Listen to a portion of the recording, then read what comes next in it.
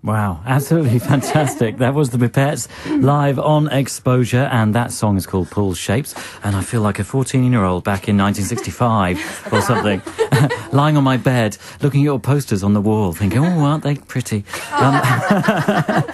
I seem to remember a conversation about being pre-Beatles or something, or anti-Beatles. Am I right? Not anti-Beatles, just pre-history Beatles, i.e., you know, the Beatles came out and then subsequently a load of other male guitar bands did 4-piece, 2 guitars, 1 bass guitars, and music just, we think, got a bit kind of, a bit boring, a bit dull. Yeah, we're certainly trying to avoid the Beatles and anything that kind of came after it. It's just a case of ignoring them. It's nothing against them angry at all. Or horrible. No, we're just kind of like, if they hadn't have existed and everyone else had copied them, and everyone else had taken like the girl group thing, then hopefully they'd be making music like we are now.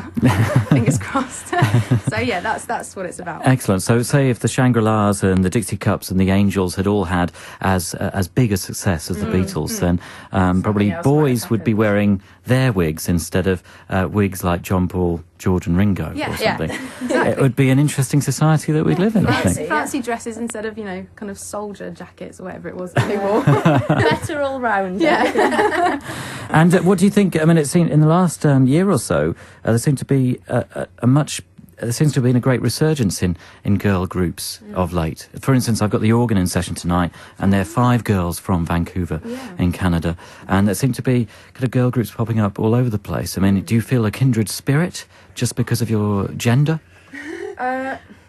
Well, yes and no, really. Yes, because I think it's very important for women to make music and be proud of what they do, and but at the same time, no, because we're kind of, what we're doing is very pop orientated. We're not about kind of playing our own instruments and making kind of rock, really soulful, meaningful music in the same respect like the organ are, and I know they do, and that's amazing. But we just kind of want to make really pop, happy music. We kind of feel that the fun's lost out of contemporary music, which is a bit of a shame. And I think being girls is more important in that respect, because it's really hard for girls to be taken seriously anyway. So it's like, I don't think we've ever made any effort to sort of associate ourselves with a particular scene or anything, partly because when we started there wasn't really anything to associate ourselves to, so we kind of always felt quite insular in that respect. But I mean, anyone doing something like us is not a bad thing.